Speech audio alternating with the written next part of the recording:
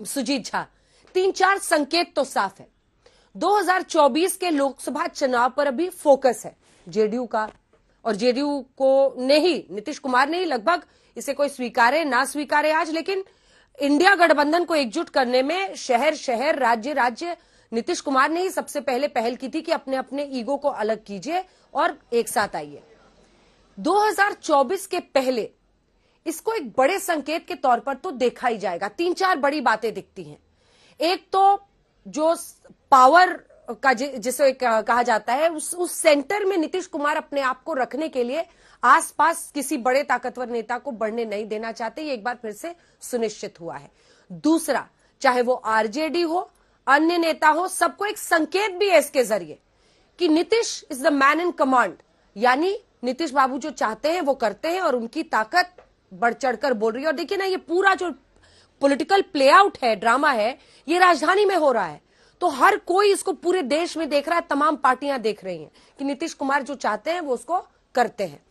तीसरी बात मुझे लगता है एक संकेत ये भी है, एक पहले ऐसे अध्यक्ष थे जो कि सवर्ण थे और वो भी अब बाहर की तरफ जा रहे हैं, तो एक जो कास्ट पॉलिटिक्स पर भी बहुत जोर है नीतीश कुमार का, कहीं ना कहीं उसका भी स्वाद इसमें दिखता है।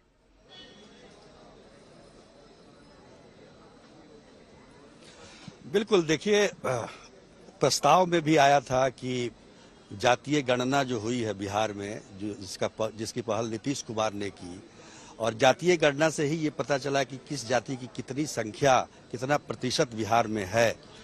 तो जाहिर तौर पर जो पहले अनुमान के आधार पर राजनीतिक दल टिकटों का बंटवारा करते थे जातिगत आधार पर, वो अब आपके सामने है। तो उसमें अपर कास्ट की भूमिका कितनी रह गई है ये आपको भी पता है। तो ये पहले से ही लग रहा था कि जिस तरह का जातीय समीकरण है बिहार में, उसमें कहीं ना कहीं ये फिट नहीं बैठते हैं। लेकिन ये बड़े खास आदमी हुआ करते थे। ललन सिंह जो है 37 वर्षों का साथ रहा, बीच में 2010 से 2013 का कार्यकाल अगर छोड़ दिया जाए, उस दौरान वो अलग हो गए थे। तो इनका बड़ा जबरदस्त कॉम्बिनेशन रहा है नीतीश कुमार के साथ ललन सिंह का।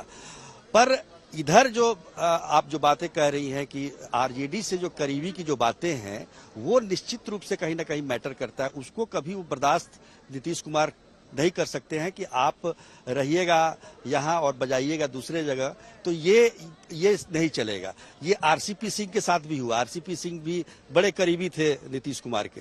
तो नीतीश कुमार ये कभी बर्दाश्त नहीं करते हैं, कितना भी लंबा आपका संबंध हो, अगर उनके विश्वास से पर आप थोड़ा भी गड़बड़ हुए तो फिर बाहर का रास्ता दिखा देते हैं।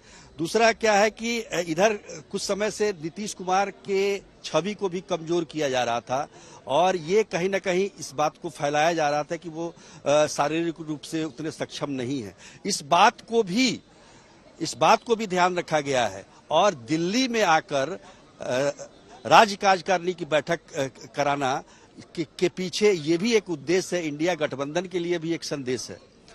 आरजेडी को तो संदेश मिल गया, इंडिया गठबंधन के लिए भी एक संदेश है कि नीतीश कुमार के अलावा और कोई नहीं है। जेडीयू का मतलब नीतीश कुमार है। नीतीश कुमार जब चाहेंगे, जिसको चाहेंगे बना सकते हैं, जिसको चाहेंगे बिगाड़ सकते हैं। अब मान लीजिए कि अब ललन सिंह ने इनके नाम का जो प्रस्ताव रखा, उसमें सारे लोगों ने सर्वसम्मति से इसको मान लिया। अब इसकी घोषणा राष्ट्रीय परिषद में हो जाएगी, इस पर मुहर लग जाएगी, जो औपचारिक मुहर होगी। मुहर तो लग चुकी है। तो कहने का मतलब कि नीतीश कुमार के अलावा कोई नहीं है। शरद यादव भी हुआ करते थे, 2016 में उनको छोड़ना पड़ा। तो ये जो है, ये हम कह सकते हैं कि कितना भी ताकतवर कोई रहा हो, जॉर्ज फर्नांडिस तो संस्थापक भी रहे हैं, उनके साथ क्या हुआ आप देख लीजिए। शरद यादव 10 साल रहे जरूर, लेकिन अंत उनका क्या हुआ।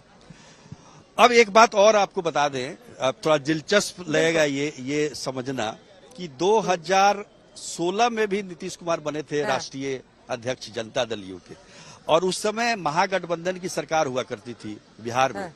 आज भी बने हैं राष्ट्रीय अध्यक्ष और बिहार में महागठबंधन की ही सरकार है। तो अब ये कॉम्बिनेशन को समझिए। 16 में बने, 17 में गठबंधन का परिवर्तन भी हो गया। तो हम ये कह रहे हैं, हम ये नहीं कह रहे हैं कि ये एनडीए की तरफ जा आप रहे हैं इशारा या कर रहे हैं जाने कि की जब जब आरजेडी के राजनीति साथ में वो कौन आते कहाँ हैं जाएगा, कैसे तो जाएगा, उनको अपनी ये पार्टी के अंदर लोगों पर शक ज्यादा होता है और वो सोचते हैं कि अध्यक्ष पद मैं ही बन जाऊं, कहीं मामला इधर उधर ना फिसल जाए। हैं? देखिए, नहीं तो दो बार का तो उदाहरण तो है ना इसमें, 2016 का और 2023 का जो आखिरी दौर चल रहा है, ये दोनों उदाहरण आप देख लीजिए।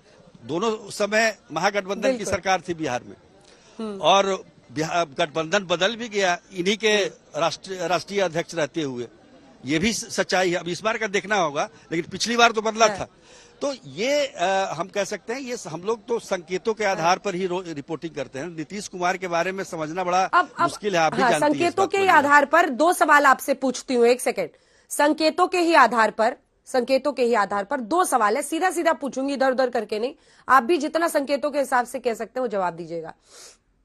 ललन सिंह पीएम एचएम दोनों पर निजी हमले करते थे, क्या बाहर का रास्ता दिखाने के बाद बीजेपी से करीबी रिश्ता करने का भी एक दरवाजा खुला है?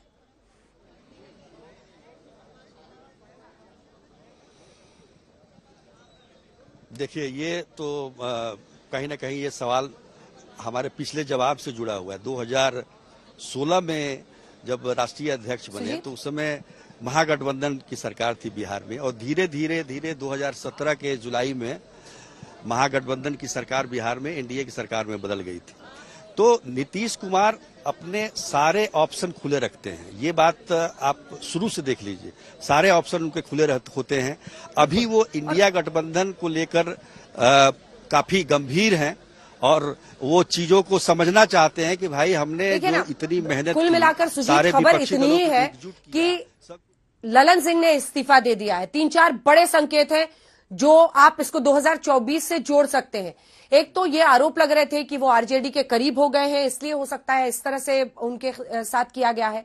दूसरा, उनके इस्तीफे की वजह ये बताई जा रही है कि पीएम पर एचएम पर निजी हमले करते थे, तो क्या रास्ता एनडीए के लिए खुल रहा है।